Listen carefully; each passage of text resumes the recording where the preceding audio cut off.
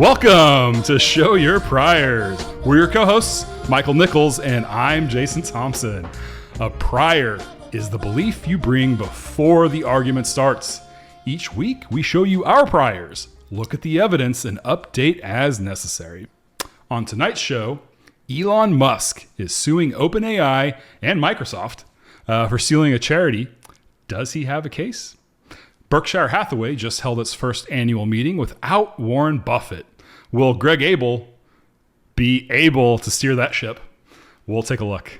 And Spirit Airlines has officially gone bust. We'll break down that liquidation coming up later. But first, let's take a look at the headlines.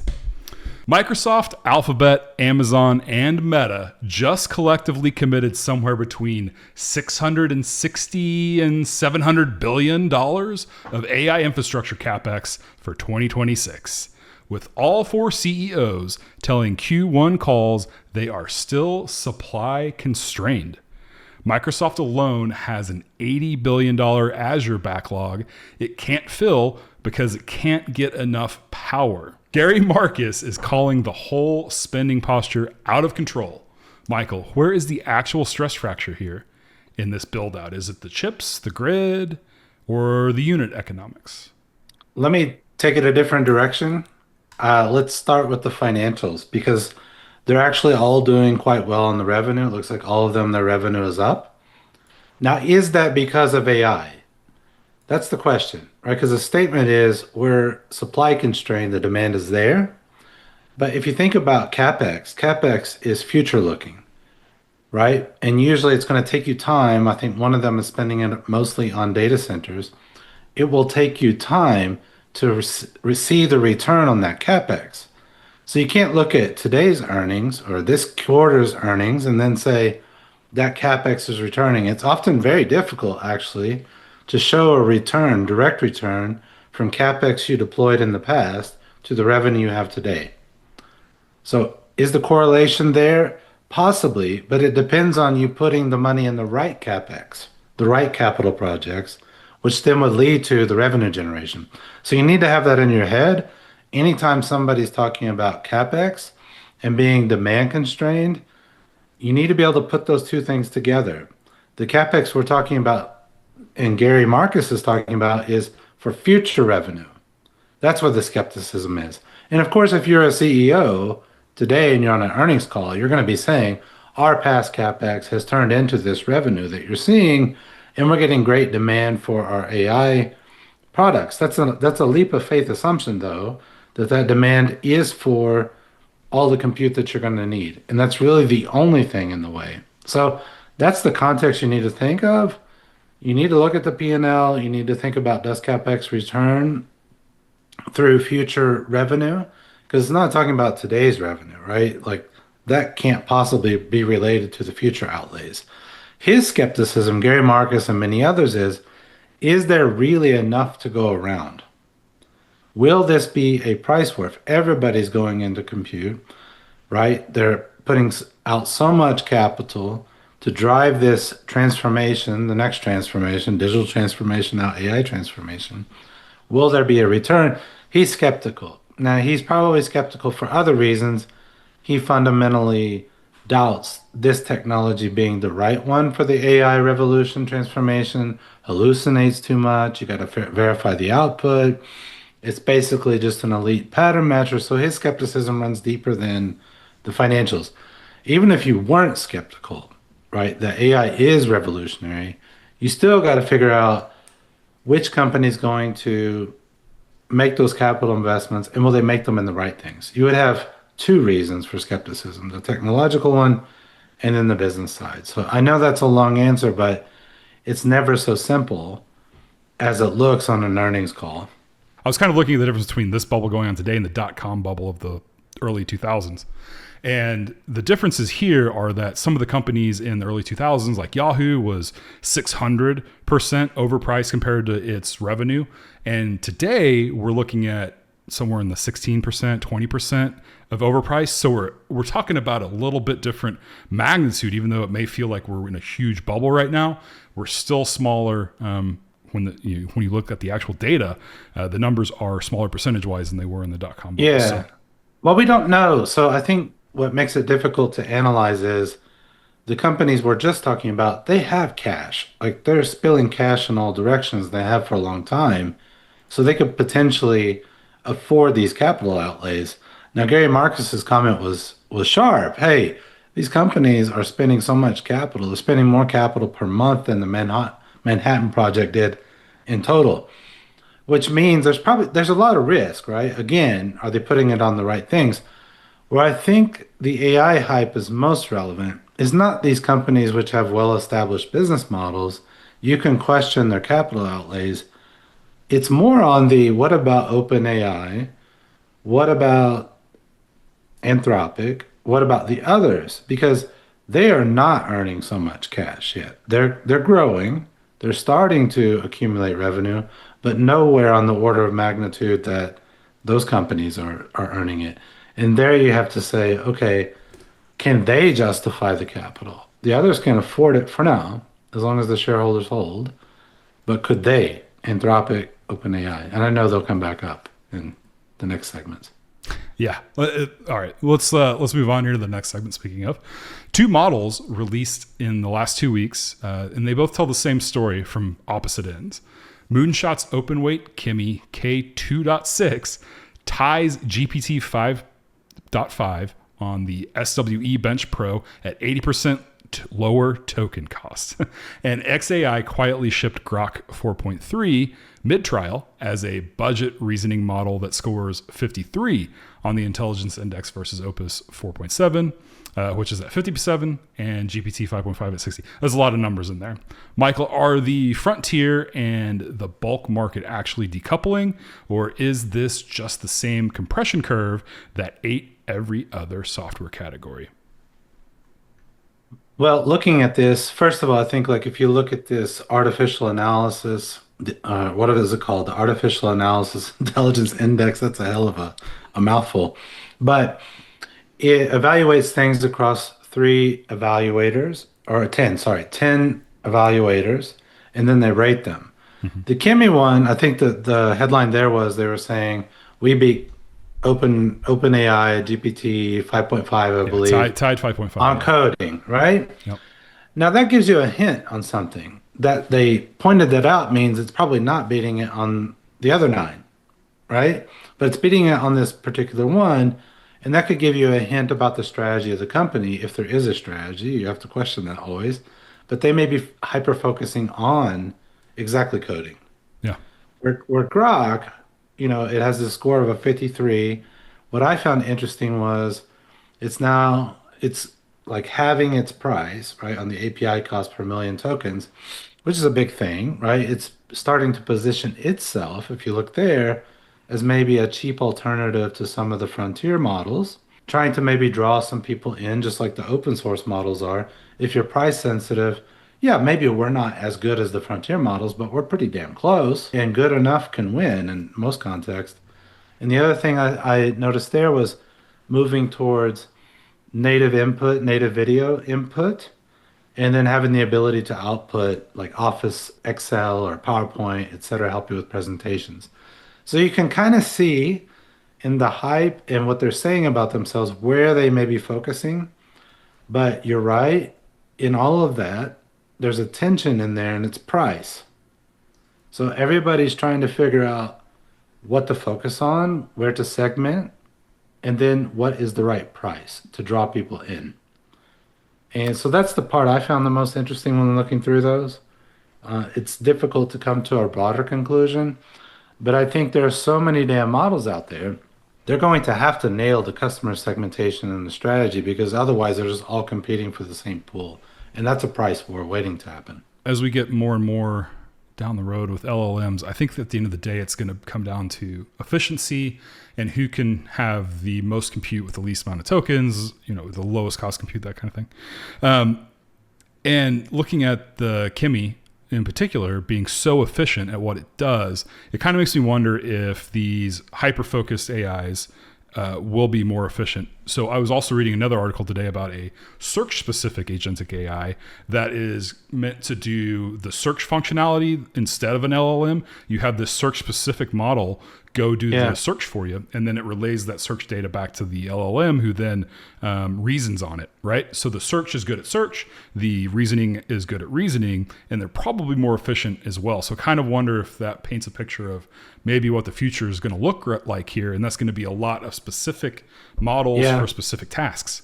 Could be. Yeah, we in a previous episode we talked about an analogy or a comparison is that remember Yahoo, right? Yahoo did literally everything on his webpage from fantasy sports to mail to chat, et cetera, et cetera, et cetera. And then Google came along and just hyper focused on search. Yeah. So you could kind of say this is a good comparison for the broad LLMs, which are literally trying to do everything. What if other ones come along and they just focus on coding, or they focus on image creation? Or Grok, what could be interesting with Grok is that you have all of that X data. What could you do with that? Yeah. You only have that, right? Others can access it through the API, but that can be shut off at any time, as you know. So I think that is a very interesting way to look at this LLM war, if you want to say it that way, is how will they segment again? What will their strategy be? And the most important question in strategy is always, what will you not do? When I look at OpenAI and Anthropic, it's not clear what they won't do yet. They seem to be all over the place. So as a strategist, you would want to get an answer to that. Kimi is kind of implying it, but that may be because they're not good enough yet to do the rest. Yeah. Right? So.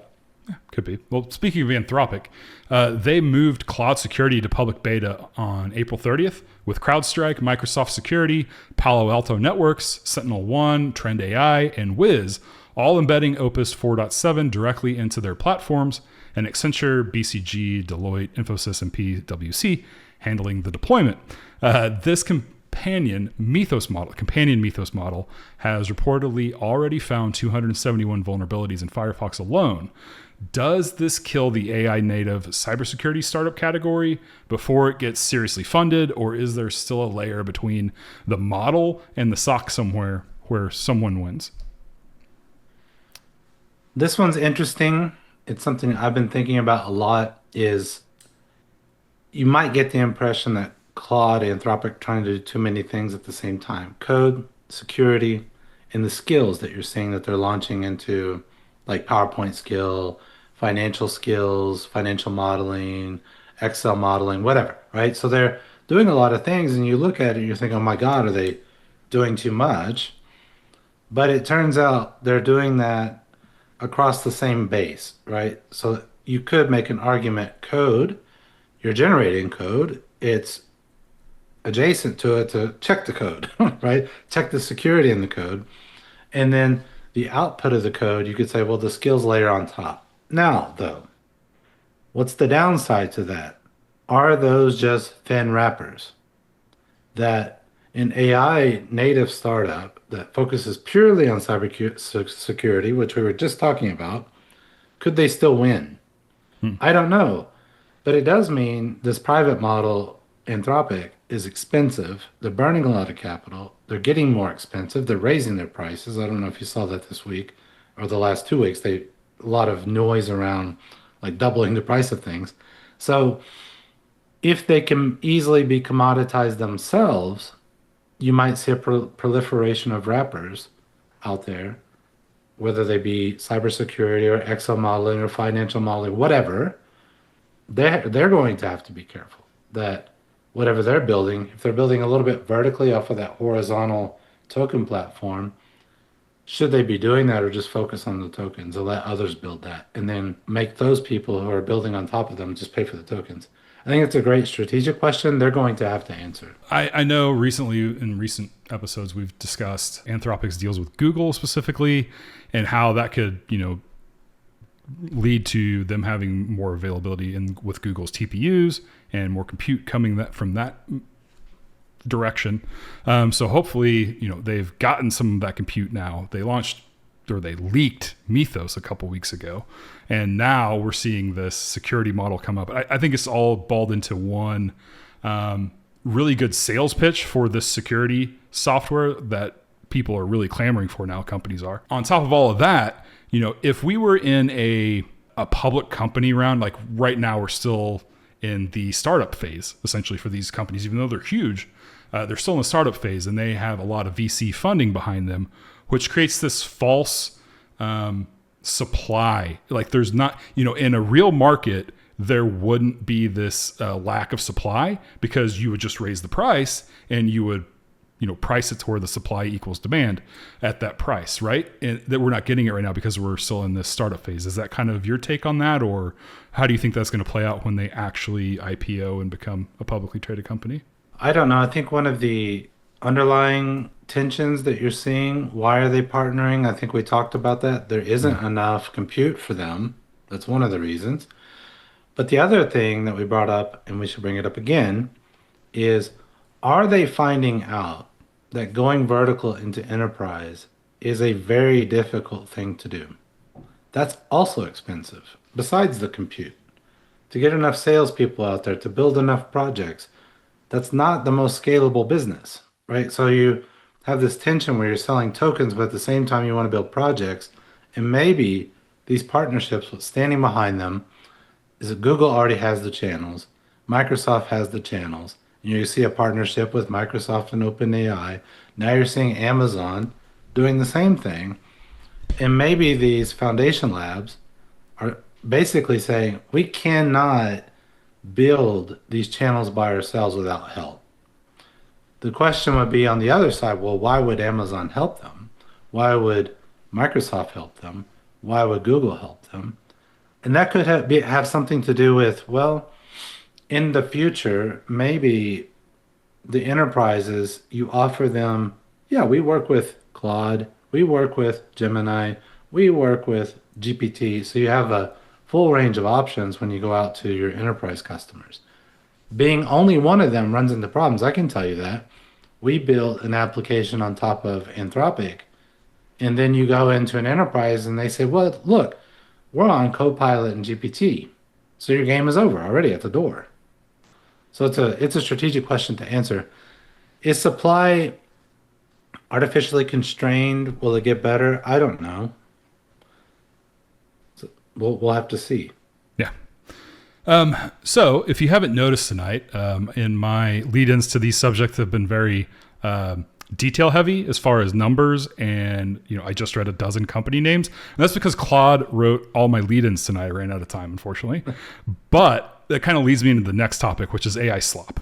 And Organization Science published an editorial this week analyzing nearly 7,000 submissions and 10,000 reviews from 2021 to 2026. Submission volume jumped 42% after ChatGPT. I wonder why, right? I wonder why. The majority of 2026 manuscripts now show AI fingerprints, and reading ease scores are dropping.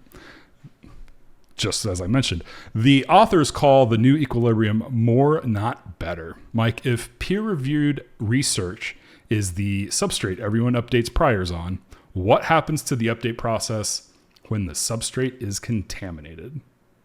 Let's look at the academic landscape in general first. What is the phrase that you hear about becoming an academic, getting tenure the most? Publish or perish.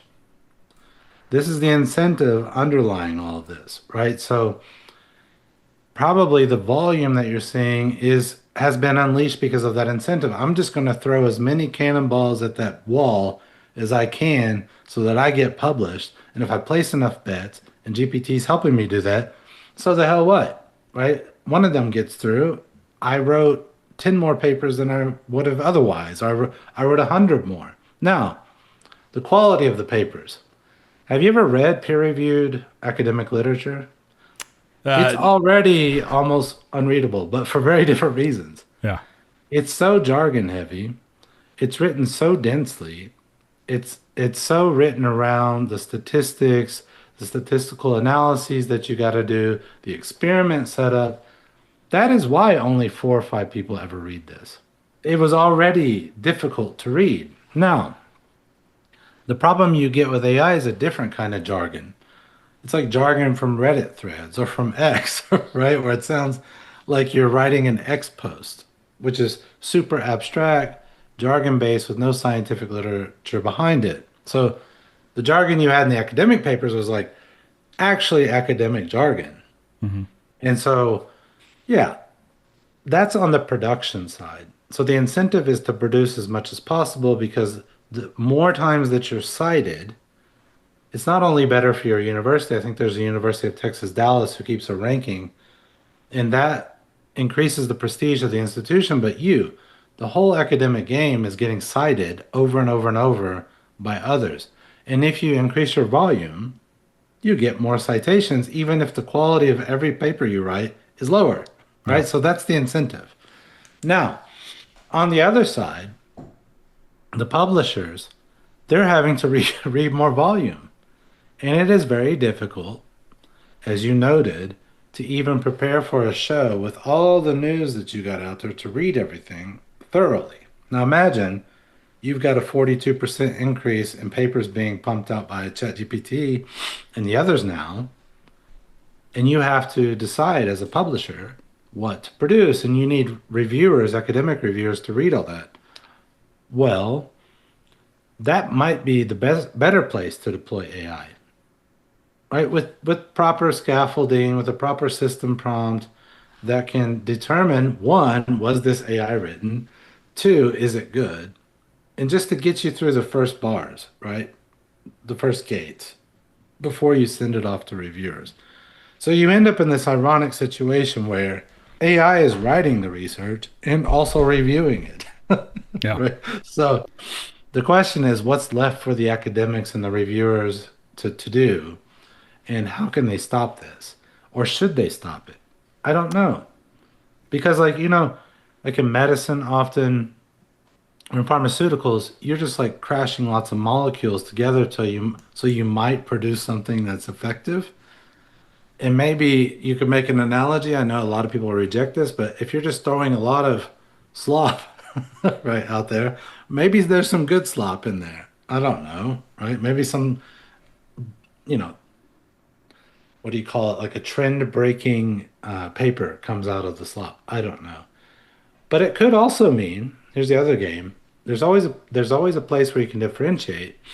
And this was pointed out in the article. I thought this was really good that AI is actually making some writers better because they're using it. They're not outsourcing their writing or their thinking. They're using it like this. So I write a few paragraphs, I ask AI to review it and challenge it, and then I go back to writing. Hmm. And those people are upping their game. What these articles were complaining about were the ones who aren't doing that. They're just outsourcing it completely. So I don't know where it goes, but academia has a hell of a discussion on its hands in general about what to do with AI in the classroom to this publish or perish environment. That was a Yeah. long answer, but I think you need to understand the incentives and the background of academia, what's going on there.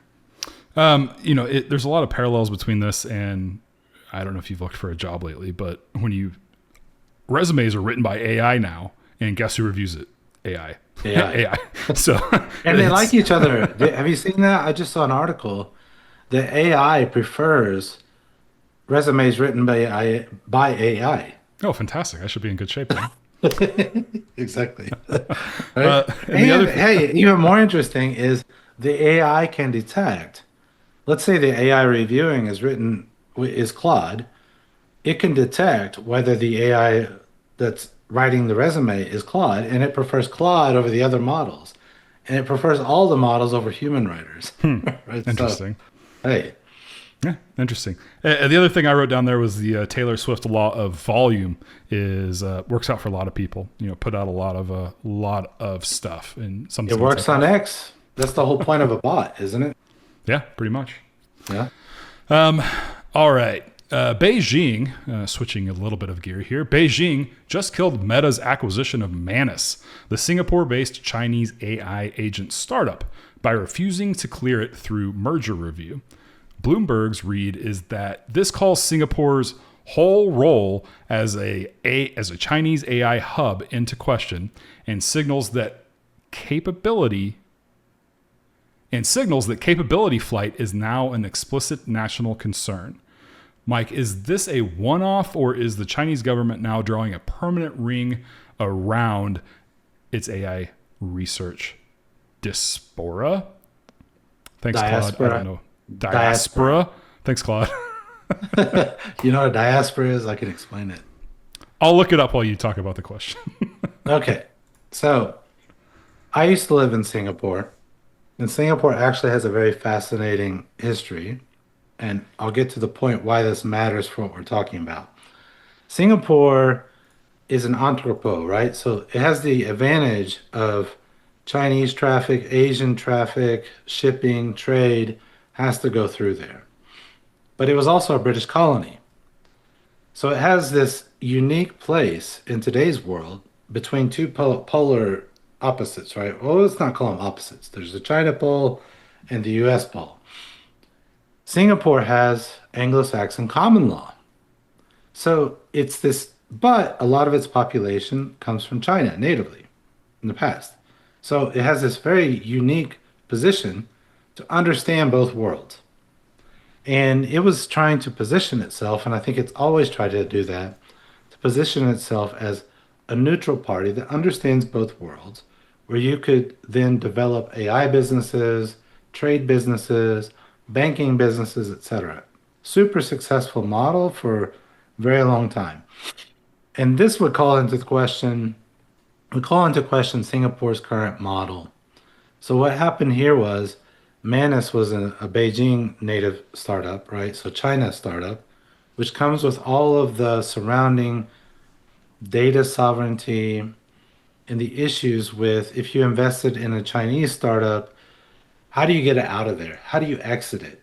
Can the exit be to a rival power such as the United States? And the hope was that if you put it in Singapore and it grew up there, right? Meta invested in it and then tried to acquire it. So that would have been the exit. Being based in Singapore, it would be allowed to exit to Meta. China said, hold your horses. That's not going to happen. Well, now, why would China do that? Well, two different models of how AI should be developed in the world right now. There's a state-sponsored model. A lot of the open source models are in that model, but that data remains sovereign to China. China sees it as a geopolitical topic, right? That this is a race and it's a national level race. Then there's the US model. There's some of that, right? There's some discussion around should the US be more like China in that front. But this was between Meta and a national government. So the US is more of a private-led model still, and that clashed in Singapore. Now, I'm not going to go into what's a better model, but here's one of the dilemmas for China. AI is a dilemma for China. It poses a great opportunity for them. You've seen it in their factories, how far advanced they are in automation, et cetera, and the neural network they've put around like Shenzhen and Shanghai is anybody who goes there is going to be amazed. So that opportunity is there. On the information side, for them, AI is a nightmare, right? How do you keep data sovereignty with open models that can be run locally, right? How do you keep data sovereignty if your startups need capital and you go to Singapore to get that capital and Meta's already basically taken all that information from them in the due diligence. That they didn't stop it, but that's the dilemma they have. Like, will our AI startups be able to compete with the US startups if they don't have access to private capital? Right? That's a conflict for them. Our conflict is a little bit different. We've talked about it. The US question isn't really around the privacy, data sovereignty, etc. It's more about how do you power this thing? So China has solved that. I wouldn't say completely because they're going to need a lot of compute too, but they've got state-directed energy production, right? And then the US is lagging behind on the energy production, but maybe it's farther ahead in allowing AI startups to do what they need, get private capital. They're not as worried about that data escaping. Although they have accused the Chinese of taking the models, the background, the IP, etc. So it's a very complex issue. Singapore's sitting in a very unique position. I get why they had that hypothesis that we sit just because of our very unique history at this intersection between China and the Anglo-Saxon sort of world, the United States and the rest of the world. We can be a neutral party that actually gets along with both sides pretty well. But it seems like that was a bridge too far for the government. We don't know what's behind that. I don't want to jump to too many conclusions. It could have been a bureaucrat. We don't know, right? That came down with this order. But very interesting because you do wonder, and this will come up later, what's the role of other places in AI? Is the AI race Steve Blank? I listened to him in London at Imperial College. He kept bashing Europe, like Europe AI is out of the box. You're falling behind. China and the US, they're not waiting for you. They're not waiting while you write nice laws. They're not waiting. Two different models, but they're both moving ahead fast. But yeah, interesting question. Interesting. I've been a little bit tired tonight, and I think I know why, and that's got something to do with Trader Joe's. Customers say Trader Joe's has misled them on the caffeine content of its house coffees, with independent testing showing some products at 30 to 50% of the labeled caffeine amount. The retailer is one of the most trusted private label operators in American grocery, and the case is now drawing class action attention. Michael, does this puncture the Trader Joe's halo, or does its customer base forgive things its competitors couldn't survive? This one points out the incredible power of a brand. Trader Joe's probably has one of the most powerful brands out there among a particular crowd. Like they're like local, right? They like organic, or at least they like the appearance of that, right? And Trader Joe's was always giving that appearance. And I know many friends who went there. One thing about their shoppers, they're like religiously devoted to Trader Joe's. Yeah. One of the things I like there is their cheese because being in Europe, you had access to a broader range of cheeses, Camembert, Brie, etc. So my wife goes there. I really like their cheese, but it does start to raise the question: can that brand survive one of these? Probably, if you had to guess, like that would be my prior. That these people are so devoted, they'll find some explanation for why that happened. Yeah. I would also be angry if I found out my caffeine didn't have as much caffeine as I wanted, particularly in the morning. But it calls into question, what about all the other things they're labeling where they have trust? Are there other examples where maybe the label is not as honest as it could be? You're from Oklahoma, I'm from Oklahoma. Out around where I lived and my parents lived, you know where that is. Mm-hmm. It's basically cows, oil derricks, and just a lot of open land, right? Yep. Talk to the ranchers. But you know what they laugh at? Grass-fed beef. They look at you like it's all grass-fed. That's all we got. We got grass everywhere, right? Yeah. So there's a lot of that. Probably there are a lot of shenanigans in that space, like what qualifies as free range, what qualifies as grass-fed, what qualifies even as organic. I don't even know anymore. I mean, my joke is always like, well, pond water is organic. Do you go drink that? So I just don't know. The definitions are tricky on a lot of this stuff. Who's really looking at these? Or are they just taking it on faith? That's my longer point. Do you just take these definitions on faith? Do you check them? Well, somebody checked the caffeine level. So I'd like to know how, maybe this is something we can look into later, but I'd like to know how caffeine is measured in these things. If it was, if the caffeine content is added, if caffeine's added to the coffee after, or is it all just naturally from the beans? Because if it's all just naturally from the beans, then, maybe they just got a batch of beans where the caffeine content was off. I don't know. Maybe it's just an odd thing to me because the unhealthy product in coffee is caffeine, you would argue. And that's what we're now are mad there's not enough of the unhealthy thing in my stuff. It's just it's a weird position to take. I think it's a funny story. I don't care that there's less caffeine than that's on the label, but then I don't really do. Caffeine, I tell myself that caffeine is healthy. So. Okay, well, I've broken the habit, so yeah. Sorry. All right, let's move on now to a segment I like to call Drinking from the Firehose. These are rapid fire news stories. The new London-based startup from former DeepMind researcher David Silver just closed a $1.1 billion seed, the largest seed round on record, with Silver framing the pursuit of super intelligence as his life work. If that's the investment thesis, I don't see a product roadmap. You're basically placing a bet on a researcher. And let's just say this, researchers aren't known for creating product roadmaps and go-to-market and new business models. You would put my prior, you can just hear it my voice as low probability bet.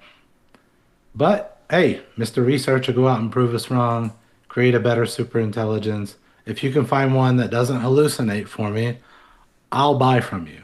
I will point out that he is London-based, so maybe the UK just doesn't have a lot of stuff to throw their money at right now, locally. Scout AI raised $100 million to build what it calls an AI brain for autonomous weapon systems, joining Anduril, Palantir, and a wider field of now embedding LLMs directly into the kill chain. Well, I just talked about hallucination, and my broader question on all of this is, how do you govern these machines that are stochastic? Stochastic meaning probabilistic. Do they just randomly shoot out bullets? I think that's a broader conversation around cybersecurity, military applications, defense applications, right? Can you really trust these things? That's more my question than whether you should invest in them, right? Yeah. That the military is obvious why they're doing it. It clearly, I think you remember the story when the U.S. went down to Venezuela. I don't want to go into should they have gone there, but they used Anthropic. And with how flawlessly that mission seems to have gone, I doubt it was like probabilistic. Who knows? But we talked about the wargaming. Maybe we don't know how they're using it though. Are they using it to model trade-offs, model different ways of entering into these kinds of situations? That's probably a good use. If you're trusting it for exact information with no hallucinations, I don't know. I'm skeptical. This stuff is Skynet. I looked at their website. They've got a lot of cool gear planned, I would say. But yeah. It's pretty cool to go from human control to autonomous. But it does raise that question, when they're like, why did you shoot that guy? Why did you shoot that guy, Scout? And Scout goes, oh, you're totally right. I shouldn't have shot that guy. Like, great. Yeah. We're just going to raise some questions, and it's going to happen. Should we try it again? Let's try it again. AWS launched a managed agents service in partnership with OpenAI this week. The latest sign that the hyperscaler versus foundation lab competitive frame from 2024 has fully softened into deep codependency. Codependency, I mentioned this earlier. Or is it just simply that the foundation law, if you imagine a value chain, do the foundation labs sit farther back than AWS and Amazon's channels into enterprise? Same thing with Microsoft. Yeah. And because they sit there, that's a hell of a powerful position to be in, by the way, if you own the customer and you're farther back in the chain, it is just extremely difficult to go around the current middlemen and disintermediate them. That's a big word for saying get rid of the middleman. Yep. Right? So I wonder if a lot of this news is that too. The foundation labs realizing that. We talked about that earlier, but that could be what's going on here. There's no choice but to partner. Yeah, no, I agree. No cheap choice. This really helps AWS. This really helps Microsoft with Azure. Google, I think, is the loser in this realm because they don't have that big, sticky cloud product that the other two have. And it's really kind of going to come into play here, I think, as we move forward. A Canadian and a German AI startup have announced a formal partnership pitched explicitly at challenging American AI dominance, with European industrial strategy money expected to follow. Yeah, I'm just looking at the name Aleph Alpha. It's the same Alpha Alpha. But anyway, so it's like double Alpha, Alpha Yeah. Plus, if you just take the different languages that came from. So interesting here is, I don't know if you saw it this week, but the European Union did not back down on its current AI safety regulations, etc. And I think these companies, such as this Canadian one and the German one, are thinking, hey, if we can meet the compliance levels of the European Union, we have a moat. But this could backfire because the EU, by creating barriers to entry and more regulations and trying to create a regulatory superpower or moat, who can afford the regulations? Not capital poor EU startups. Yeah. You know who can afford it? US startups. Who can afford a team of lawyers, especially from the country who's known for litigating literally everything, right? We're going to talk about another litigation topic a little bit later. But I think the EU sometimes, and this happens with regulation, they're not understanding that that regulation can actually benefit the big players and not punish them. And this is a particular blind spot for regulators that who's going to write those regulations to is often those big players, right? So that's something you want to look at. Um, hey, go for it. More bets, EU, go for it. Canada, Germany, go for it. If you win, great. I'm just skeptical that that's going to be an easy one to win. Yeah. Good luck. Good luck. Don't forget the Timbits, bud. Yeah. All right. Japanese airports are starting a humanoid robot pilot. We talked about pilots last week with Scott Newton. If you missed that, check it out. They're starting robot pilot for passenger assistance and baggage handling. The latest commercial deployment in a country openly leaning on robotics to solve its labor shortage. Yeah. Why does it have a labor shortage? We talked about this with the European context. These are high cost labor countries. So that's part of the issue. And maybe working at airports is also not so attractive for certain people. So there's not like people beating down the door to go work there. So how do you solve that? You either raise the wages and attract more people, or you say, I'm going to capitalize that. And this looks like the attempt to capitalize that in the form of humanoids, which we talked about last week as well. My only question is, will these things spontaneously shred themselves or combust while working with passengers? So, I mean, you already see these notorious clips where people are just going off on each other at the check-in, right? Both directions. So you don't want that happening with a humanoid robot that goes postal on you. Terminator coming at you. Yeah. All right. Hyundai previewed its next generation infotainment system this week, designed for software-defined vehicles, signaling the auto industry's OS layer fight is about to become as bitter as the smartphone OS fight in the 2010s was. Yeah, software-defined vehicle, if you're not sure what that is. In the past, cars being the ICE engine, the internal combustion engine driven, lots of components around that. When Tesla came along, they and with the EV shell, you get rid of a lot of those components, and it gave you a reimagination of what the car would look like, and it was more software driven. The car was like a platform for the software, and not the car wasn't a muscle car that could go the fastest or be the loudest, etc. It was just thinking, hey, this is an entertainment space where you can entertain the riders as they get from A to B. So that's software-defined vehicle, and then you can update these vehicles over the air. That's what's meant by that. So what's interesting here, though, a lot of companies have done this, and there's been a lot of pushback on this, and it's a question of ethics, if you ask me. They put software features into the car, but they're not always unlocked when you buy it. So you buy it, you're thinking, I got all these software features, and then you try to turn them on. Sometimes they give them to you for free for a year, but now they're just going straight to it. Like you have to just subscribe to turn on this thing that's already in your car. Now, me personally, I think that's complete bullshit. You already have the cost for that thing, car. I'm already paying for it. Yeah. It's going to be, what do you call it, amortized in the cost of the vehicle anyway. Why not just turn the damn thing on? Well, this is them trying to squeeze more revenue out of you from different sources, locking up those features. Sometimes it's even things like heating in your seat.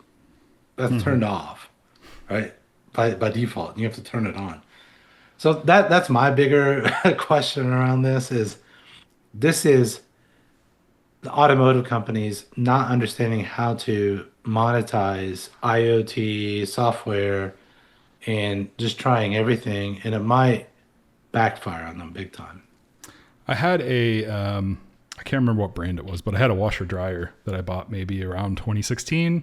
It was kind of into the Internet of Things just enough to know where they go, oh, you know what? We need a subscription model.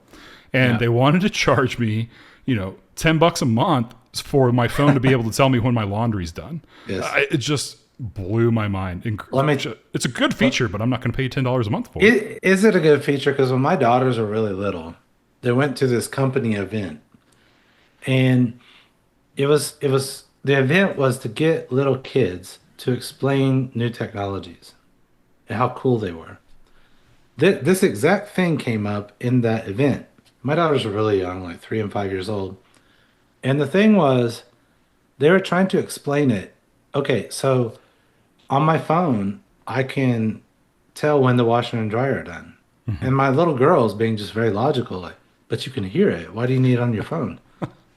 Right? Or in their minds, this was a dumb feature that some poor souls at that company had developed, spent millions probably on already. They should have just asked my little girls as a customer interview, does this make any sense?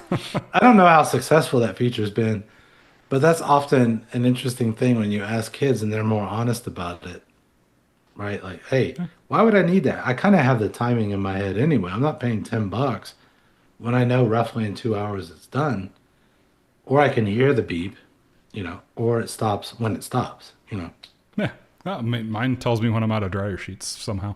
Yeah. All right. So Jane Street paid its employees 4.9 billion in 2025, the largest comp pool in the firm's history, and a clean signal that the quant trading talent war is still unconstrained by anything resembling normal labor market dynamics.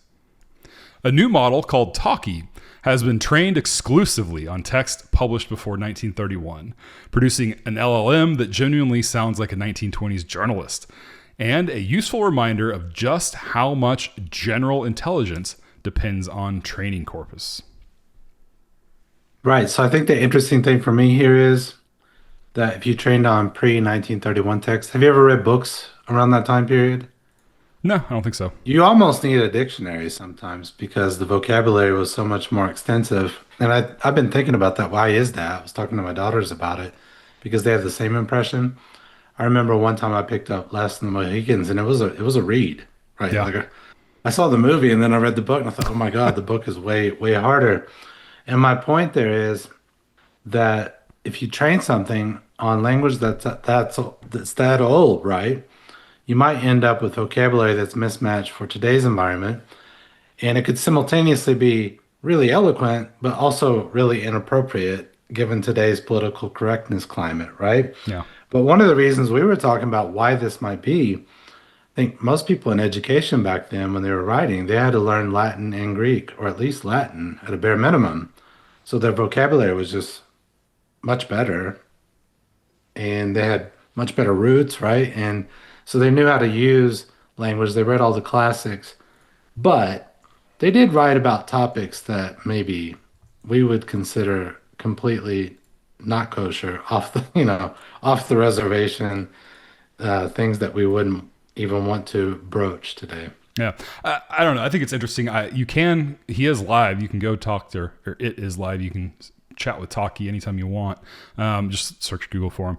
But so I don't know. I haven't talked to him yet, but I think I might and just see kind of what it is. I do know that they showed it some Python code and it was able to, extrapolate what this coding language was, even though it's never seen it before. It wasn't trained on it. It just kind of was cool to see that, these models really are learning new skills. They're not only regurgitating what they've learned in their training.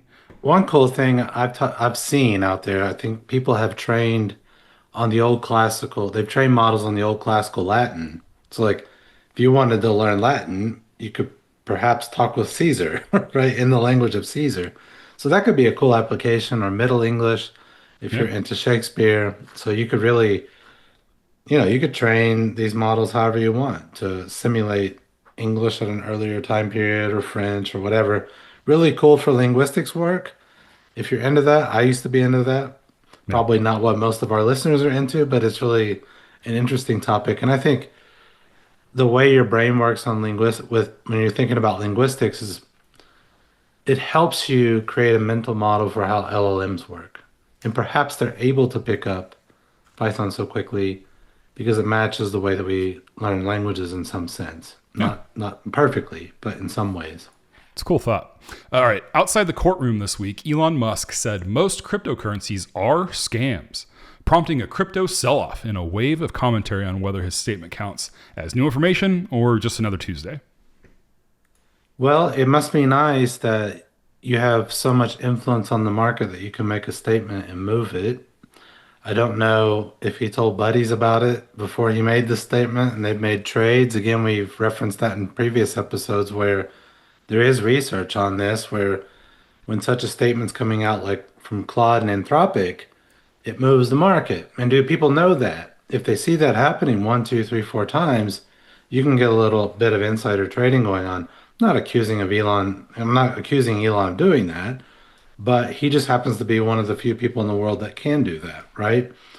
I guess my other question on this is sovereign currency also bullshit? I mean, maybe it depends. It's worth what we all agree it's worth, right? As long as you have faith in it. I remember for most of my life, I thought there was actually gold in Fort Knox that backed the currency. It took me till after leaving university to figure out that they got rid of that in like the 70s. Yeah. Yeah. Yeah, it's just not something that comes up. You just, for some reason, I thought that, but it was completely wrong.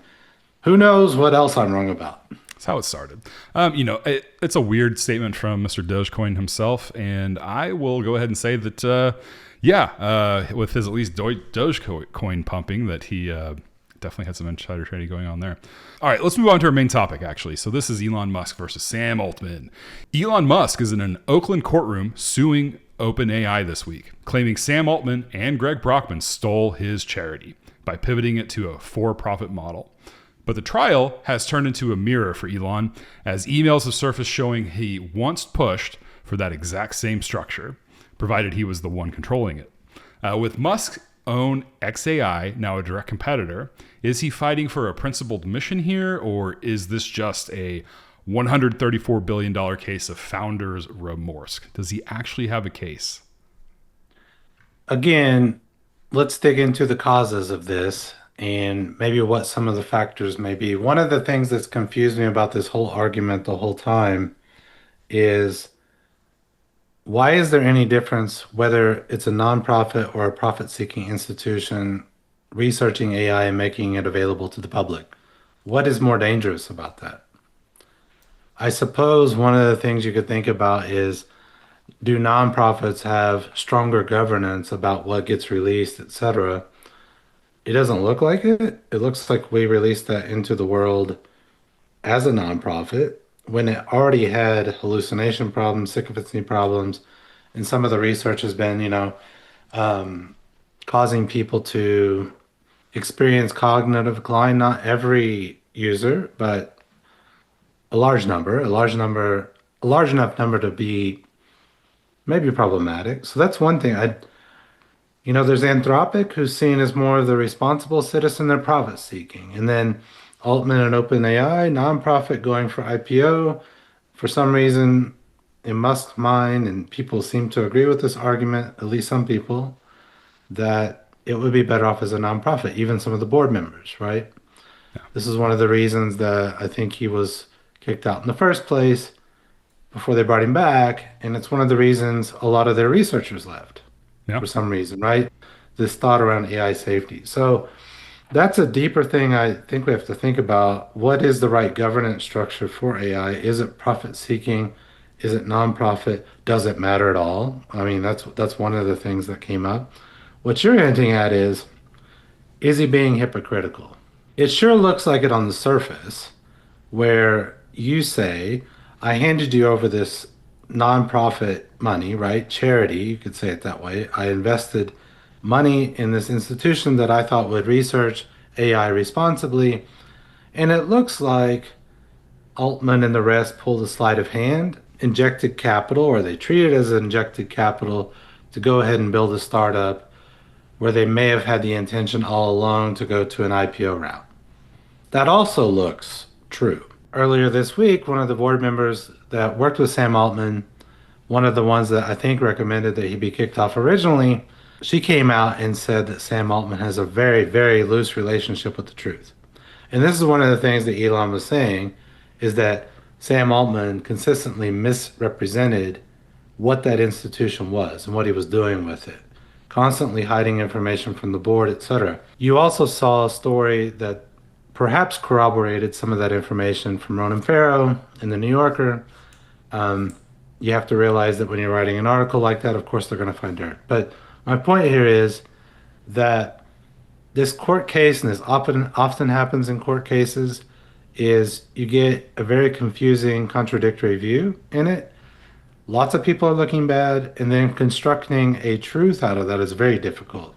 And the world is so complex. It could be the case that what Elon is saying is true, although he has heavy incentives to misrepresent that. And it could be true that Sam Altman was misrepresenting what he wanted to do with OpenAI the entire time. Those could both be true.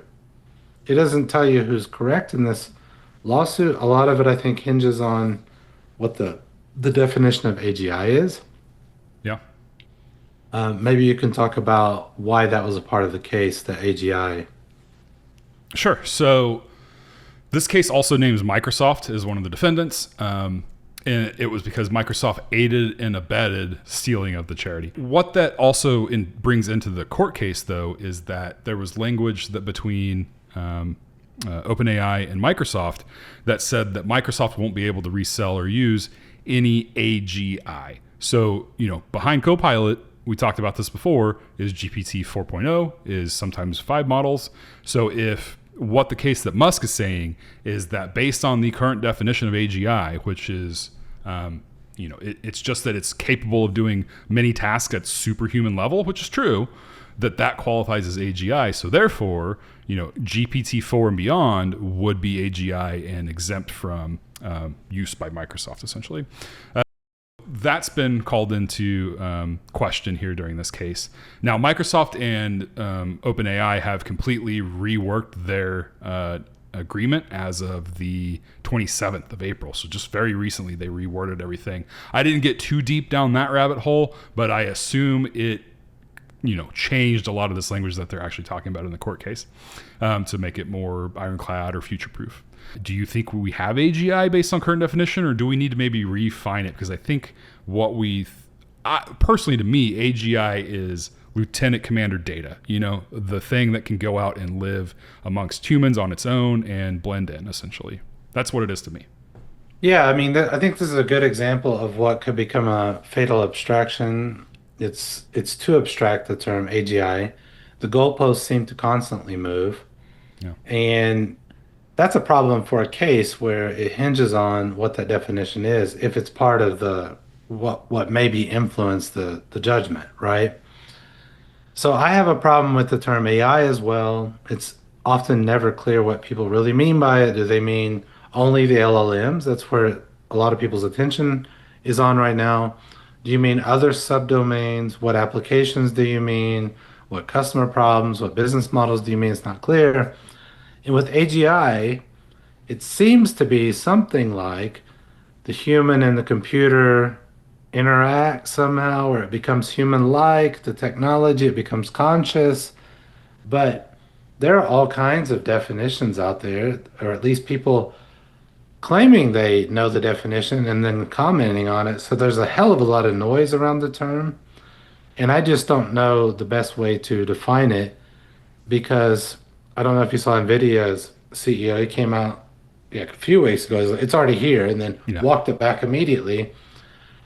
So that adds to the noise, right? What really is AGI? How do you define it? I know we could look up the definition. But to me, just looking at the commentary and news and on X and etc., it's what is clear to me is not everyone has the same definition in their heads. So it's so abstract. I think that could be something that we nail down as we go on. What is our definition of AGI? I think I had a similar picture to you. It's data, right? It's or even the Borg, right? If you want to use Yeah. that show, Yeah. that it's it's this computer that somehow operates like a human and maybe has human pieces, human body, but with computer brain. It's not clear Yeah. at all. Well, there's been a couple of revelations that came out during this. One of them that's really interesting to me is that Musk, under oath, has now admitted that Grok has been distilling OpenAI's data, which that means, if you're unfamiliar with the term, it just means that instead of using all the money and expense of training your LLM up front, now you're able to catch up to where a different model is by essentially training your AI on their output. So it basically interacts with OpenAI. Grok would interact with OpenAI, and it would train itself that way, making it a much far less expensive endeavor than training it from scratch. So Musk agreed or admitted under oath that they've been doing that, but he posed it as a industry standard, like it is just something that everybody does out there. I thought that was really funny because we last week talked about the White House coming down on China, accusing DeepSeek of doing the same thing to U.S. Frontier models. Well, that's protectionism, right? Protectionism always ends up that way. Yep. It's okay for us to export, but not okay for you to export, right? I mean, hypocrisy at the state levels, I mean, that's come to be expected. I think the interesting thing to me and all that, many people were accusing OpenAI of stealing their training data. There are copyright controversies around it, Yeah. intellectual property, of course. Where did they get this text? Did they just scrape the internet without permission and get a lot of this text? So was Elon then training on, previously stolen data, and now they accuse him of stealing it? But what he was doing isn't exactly stealing, right? If OpenAI is producing copious output to the world and XAI just uses it and uses that data to try to map what the Hmm. weights are underneath. It's like mapping out all your own neural network in your brain. What is in your brain? You might be able to imply or tease it out just by the words you say, Yeah. right? It's like reverse engineering any product, right? Like it would Exactly. be so. I mean, is that fair game or not? I don't see any rules against it. Yeah. People do it all the time. And corporate, it's common practice to take a customer's product, buy it. Now, the competitor will try to prevent you from buying it, but it's really easy to do. Yeah. You just get one of their machines and you just break it apart and start looking at it. Hmm.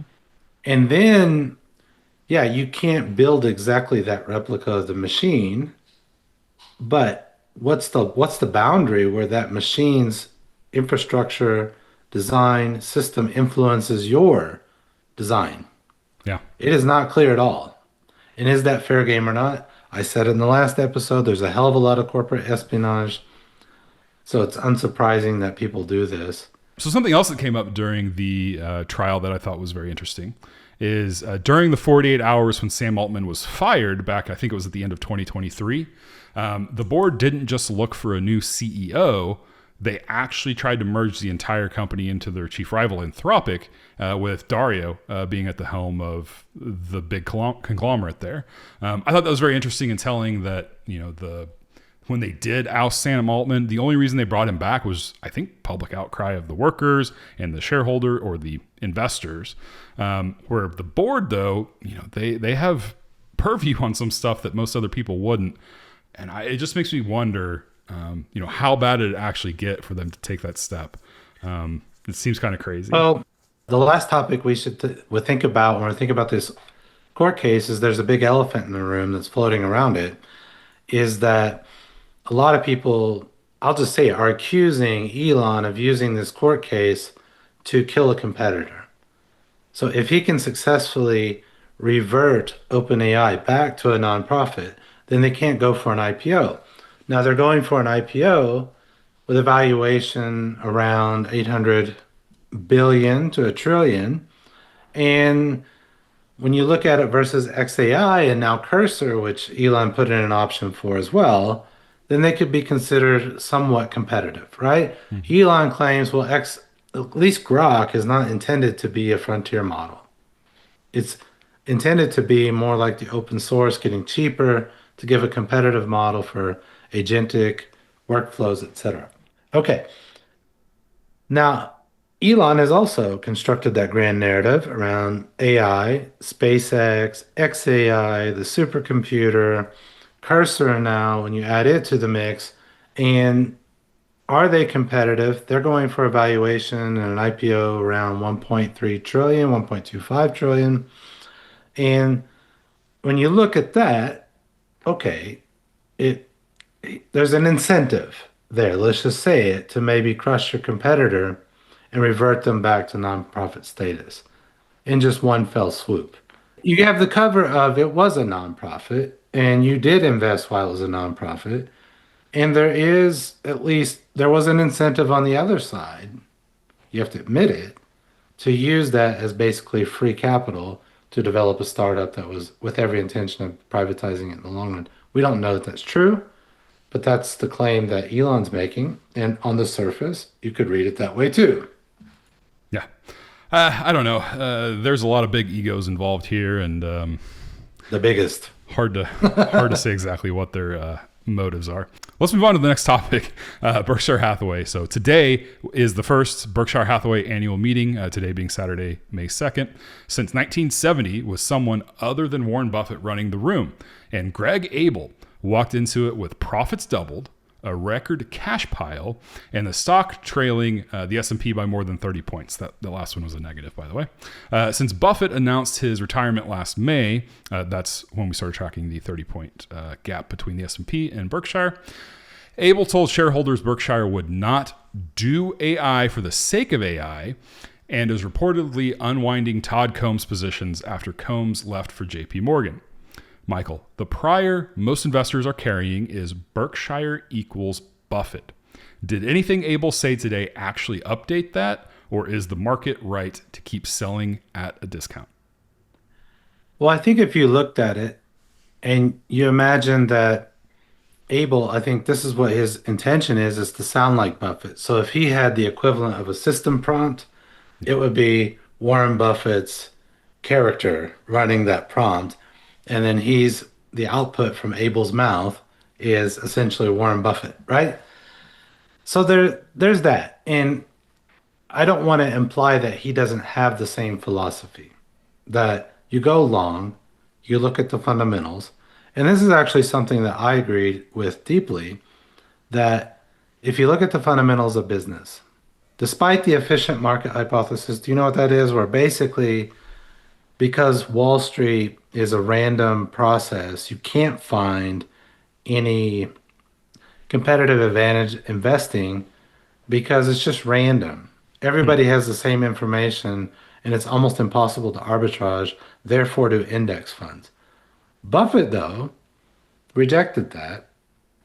Maybe not completely. If you talk to him about it, he would probably acknowledge that it exists, but did believe that going into the fundamentals, you could take long positions and profit over the long term, not by doing micro trading, really fast turnover, paying all the fees, going with the hype trains. So that's consistent. The problem with that is, I think, what people are criticizing them for is, are you missing the AI boat? Now, let me do my contrarian thing. You don't invest in AI. You don't. And this is where I agree with Berkshire. You invest in companies. You look at their business model, you look at their strategy, you look at their capabilities, you look at their product lines, you look at their financials, their cash flow, revenue, bottom line, operations, etc. And then you determine, are they worth investing in given the environment that they're operating in? AI might be a part of that story, but it's not the whole story. In fact, I don't know. Maybe there are funds out there called AI that you could invest in, just purely AI. Newbird AI. New Bird AI, right? That's purely AI, Yeah. right? Maybe there are no fundamentals at all in that one. You can invest purely in AI there. But in general, I think this is my problem with AI again, is it's an enabling technology. And you have to specify what exactly you're talking about. Are the companies you're imagining using AI? Are they using LLMs? Are they either using it for emails? Are they using it for new go-to-markets, digital channels? What are they doing? Computer vision, digital twins of their factories, operations. How are they using it? That you actually have to look at. Yeah. Just putting the word on AI on them, maybe they get a premium in the short run, but I think Buffett's point would be in the long run, the business model wins. And since this show is called Show Your Priors, the prior of them, Berkshire Hathaway, is simply that business models that are strong today and have strong signals versus the market in the surrounding environment, they're going to profit over the long term and continue to produce cash. You can find failures of Buffett. It's not that hard. You can find them. But in general, that's been the principle. And if you look at their financials and their returns, it looks like it's worked over time. Now, counter argument to my argument, AI is different. This environment is different. We've all seen it. We've all seen when Anthropic comes out and makes an announcement. What is it? PayPal drops like off a cliff, or Mhm. Salesforce will drop. The question is, will they stay there? Or are their fundamentals actually sound? Right. So that's the way I would look at it. I'm actually sympathetic to the view. I think you can hear that you look at the fundamentals. In I don't know if I'm not going to say it's a bubble, but I don't think we know what it is yet. So you're better off sticking to the priors. Well, it's a interesting contrast. We talked about Jane Street just briefly earlier. They are a high volume trading outfit. They, AI trading, get those trades in as quickly as you can, that type of thing. Versus Warren Buffett, long term trading has been their philosophy for a very long time. So it's very interesting to see the dichotomy there, where for the past 14 consecutive quarters, Berkshire has been a net seller of stocks. So they've been recouping more cash than they've been investing for the last 14 quarters. That's since right after COVID, essentially.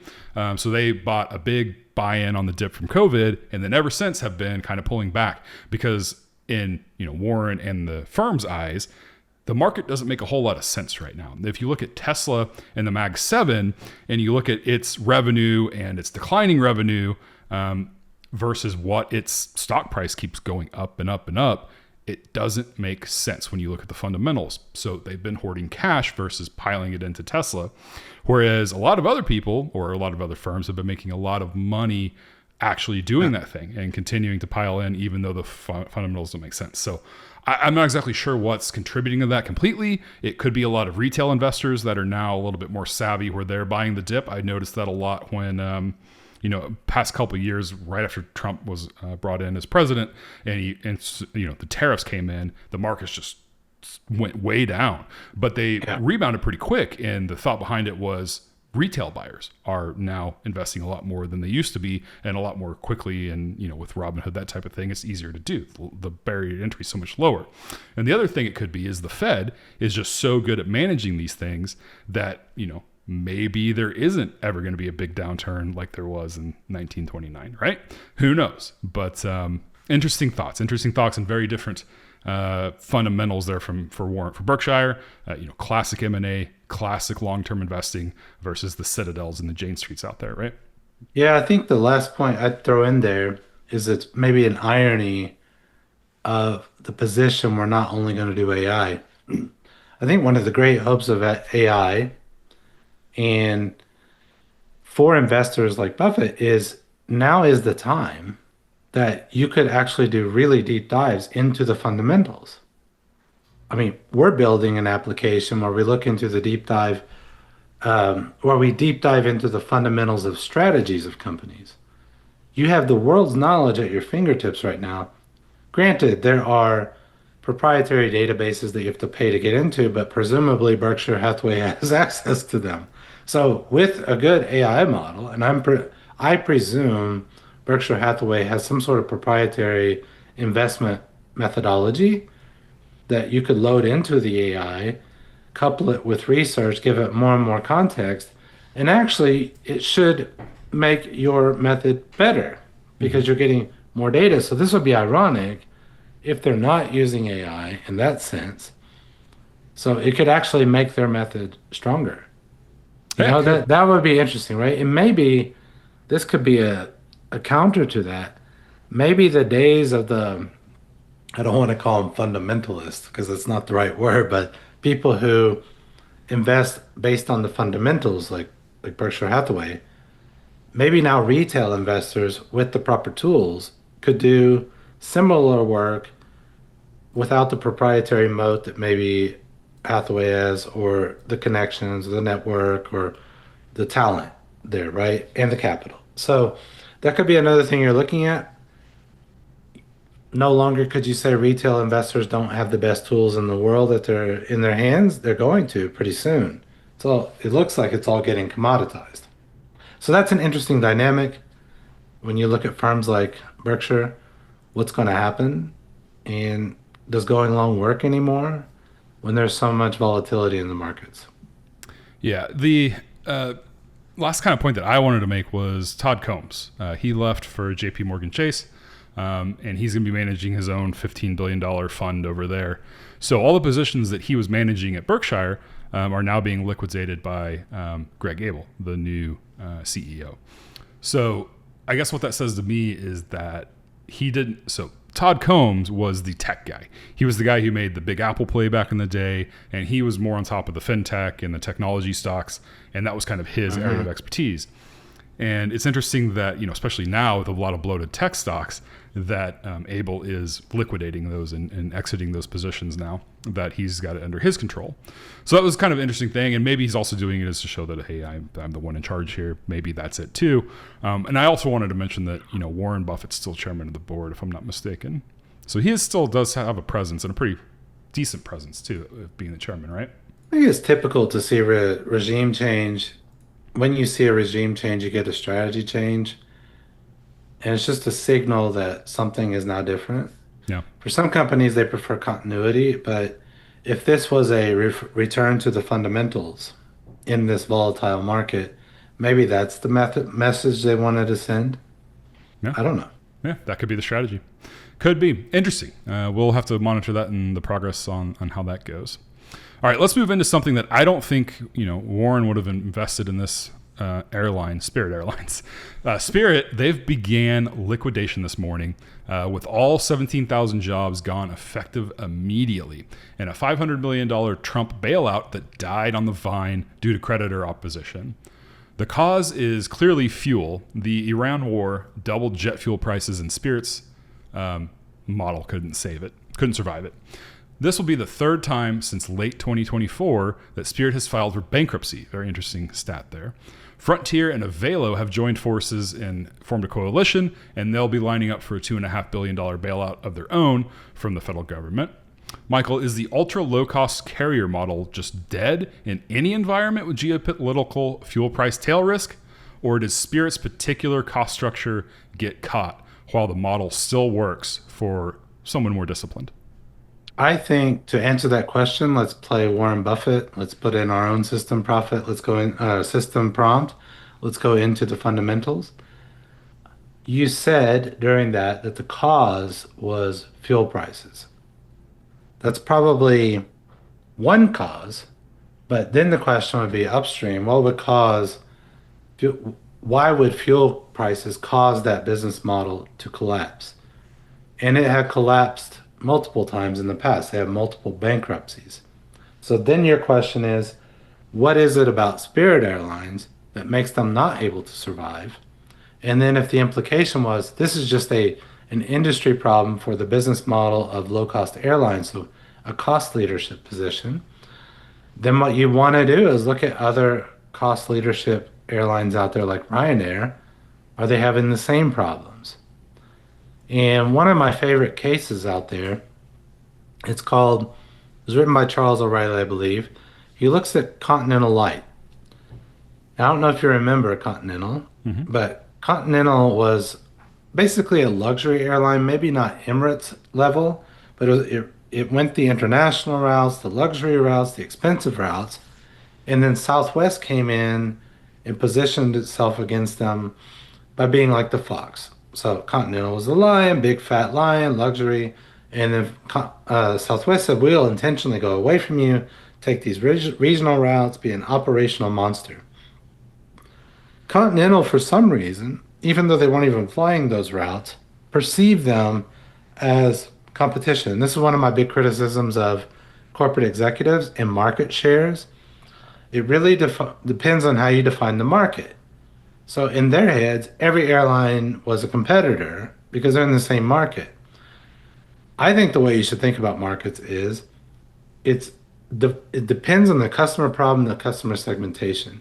If you're serving completely different segments, you could argue you're in different markets, that the share is irrelevant.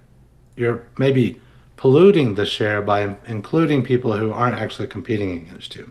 So you could imagine a cluster of like Ryanair, Southwest in one corner, and then maybe at the top right, like Emirates and United and Lufthansa and all these, super luxury, maybe they're not all super luxury, but, premium airlines. So this brilliant Continental executive decided we need to combat Southwest. They're stealing share from us. Created something called Continental Light, which was a competitor inside of a premium airline for Southwest. What happened? And this often happens when you try to be both a cost leader and a premium play, you bleed. And you bleed because you have to carry the cost of the luxury brand. You also bleed because you're not able to be as operationally efficient as your competitors because you don't have that operational culture. Maybe you could learn it over time, but it's very difficult to do both. Let's just say it that way. It's not that it's impossible, it's just very difficult to do both. So, what you want to do is take that context of different types of positioning you can take in the airline industry and say, what was Spirit Airlines doing? Were they a pure cost leadership play, or were they dipping into the other space where it made it very difficult to compete? And there are other data points out there you might want to look at. I think Delta, for example, has unleashed the basic prices, right? Even more basic than economy. And then, Ryanair, I don't know are you familiar with it? Never flown them. I've heard of them. But it's a similar thing where you can fly from like London to Madrid for $30. Yeah. And my joke was always, it's one of these price discrimination models where you come in with a bare minimum cost. So you get on, if you want to check in, there's 20 more bucks. If you want a seat, 30 more bucks, right? If you want a seat belt, 40 more bucks. If you want oxygen, yeah, you're gonna have to pay for that too, right? So that's that model. And what it does is say like, hey, if you're just doing a day trip from London to Madrid and back, pay 40 bucks. But if you're bringing luggage and everything else, you're gonna have to pay for that. I think we have similar airlines in the United States that do that, and people aren't happy with that. Obviously, when that happens, it's a surprise when you get to the airport. That's a big context to think about. And this is why I get annoyed by the news and headlines because they say the cause is fuel prices. It looks that way, but why then are others not folding that are presumably low-cost airlines? So you have to actually go into the fundamentals of the industry, the segmentation, the strategies that different airlines deploy, and try to figure out, and I'm not an expert on Spirit, but this is how I would approach it. What are they doing? So, let's go back to Warren Buffett again. He has at least he's attributed with a famous quote of saying, when the tide goes out, you're going to see who's swimming naked.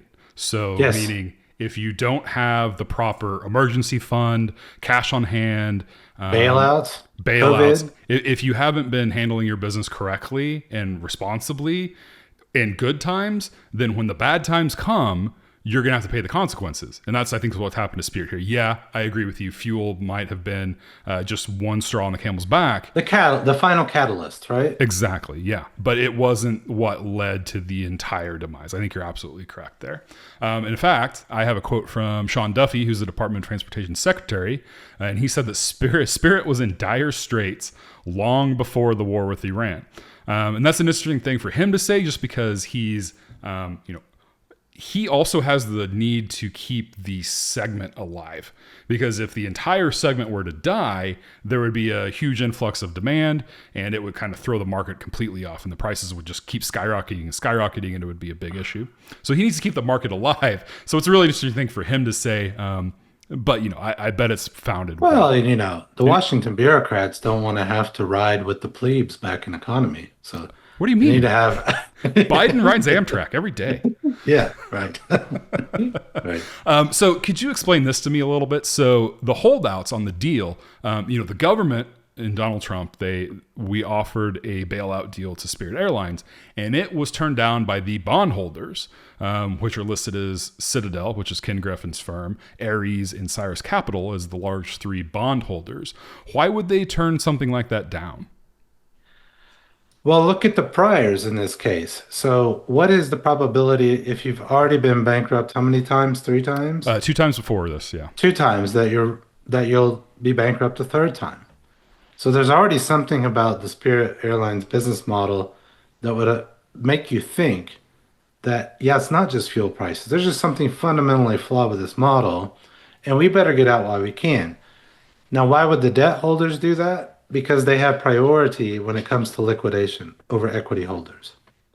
So you want to make sure that you get yours first, that you get the assets, the cash, whatever's left over before anybody else. And what I don't know, because I've never was in such a situation because I did venture capital, what I don't know is if the government, if it comes in with a bailout, if it becomes first rank when it comes to liquidation. I assume. Yeah, that was. Well, I don't want to assume. I think that would be an open question you look at. Well, DJT said America comes first in this case. It was actually a quote. So yeah, well, I think that was part of the deal. It helps if you're the referee and the court and the lawmaker. So you can kind of game the rules. But if that's the case, you can imagine as a credit holder, you're like, oh well, hell, they're putting in 500 billion. I'm going to move down the totem pole. When it comes to liquidation, you better pull the trigger. Yeah. Right. That makes sense. It's unfortunate for employees, and I think people are stranded. They basically just like shut down operations immediately because that burns cash. Of course, they don't want to burn more of their cash. But that's the way the game works. That's the risk that you take when you enter a really, really difficult industry. Yeah. I'm always looking for entrepreneurial ideas. Mm-hmm. And 2 ones that never cross my mind: restaurants, including bars, and airlines. I just don't know why you would start. The barriers to entry in one are really low, restaurants, but the competition, therefore, is really intense. The barriers to entry for airlines are huge. You got capital expenses up front to get the aircraft, and then you got to get your gates. You have to have deals with the airports. Probably have to lobby people for that. I don't even know how that works. That's a hell of a lot of expenses. So very difficult industries for different reasons. But once you're in, even though there are heavy capital barriers, right? It's a bloody red ocean. Would you consider, I mean, restaurants, I think would airlines, would those both be consumption-based businesses? So, like supplements, they're consumption-based, so you continually buy these things over and over. After you've consumed them, they're gone, you need to buy more. M&Ms, consumption. You don't just go buy one iPod and you're done. You buy a lot of packets of M&Ms. I think where the analogy holds is, especially in the business crowd or consumer-based, I think what you'd say is, we talked about it when we were talking about Five Guys. You have your casual, then you have your fast casual, and then you have your fast food, and then you have premium. Mm-hmm. And I think you could segment the airlines in a similar fashion, except with restaurants, your substitution is eating at home, right? With airlines, you have a lot more options to substitute depending on your route, right? But if it's local, let's say I fly from Raleigh, North Carolina to Washington. I could drive. I could take a train. I could take a bus. Yeah. And what you look for is, are people trading down? So that analogy holds. Do they trade down from, oh, I can't take Lufthansa to Germany. I'm going to take, and I definitely can't take business class. I'm going to be taking the basic on, well, even Delta's too expensive. I'm going to take basic somewhere. Maybe I'm going to fly up on a route to, I don't know, Reykjavik and then around and then down and somehow get there. So you do see that behavior. It's very similar. So it's price conscious customers, and when you're being squeezed across the board on prices in the economy, that's why fuel prices would cause a problem, is that it exposes people who are already price sensitive for low cost airlines.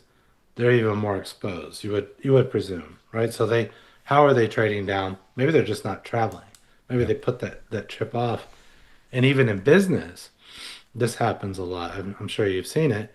You freeze business travel. Well, the way it works in business is first of the year you get in all your travel, because around Q3, travel gets frozen every single year, basically, right? So watch your travel.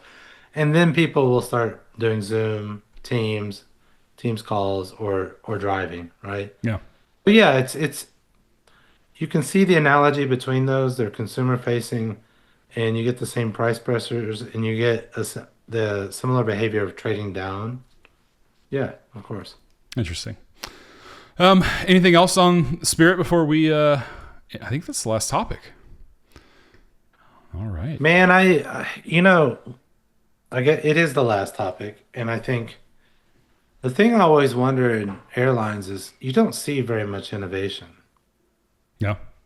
It's rare to see real innovation in airlines. Like, how many different ways can we experiment with getting on the plane? No matter how you do it, it's awful. And part of that has to do with like the status people are selling, those premium airlines, the miles you're racking up, especially as a corporate traveler, that you get to privatize, right?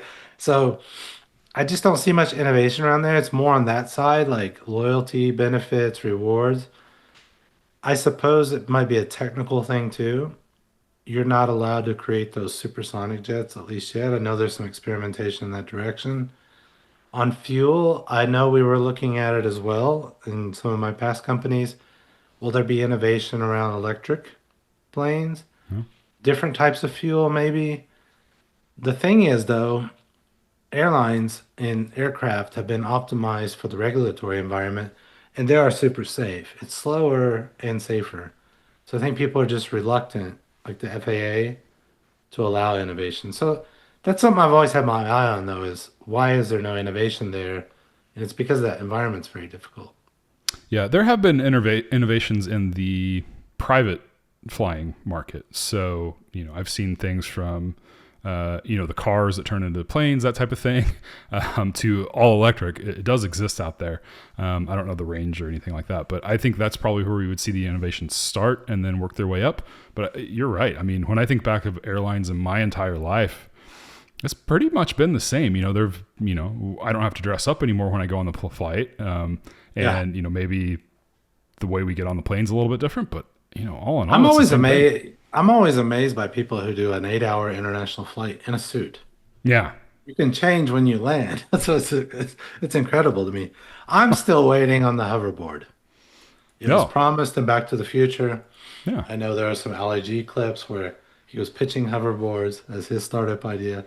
I'm still waiting for flying cars and hoverboards. Well, So let's see. you can keep waiting on that. I think there's been some stabs at it, but I don't know. I don't know. That's you let me know when that does come out. I'll love to watch you ride one. Yeah. Okay. All right. If it can hold me. Yeah. All right. Well, I think that'll do it for us here tonight. We appreciate you joining us. Come back, see us next weekend. Give us a like, give us a comment, give us a subscribe if you enjoyed it. Tell us in the comments what you would like for us to talk about or anything that you notice, whatever. Love to hear from you. Tell a friend, tell your mom, tell your dad. They can find us right here every week, every Tuesday. We'll see you next. Mama, I think I made it. I'm kinda like Tulsa famous. I'm hanging out with Gary. Now they know what my name is. Feeling like Sir Mike, it's money in my name, bitch. Humble to perform on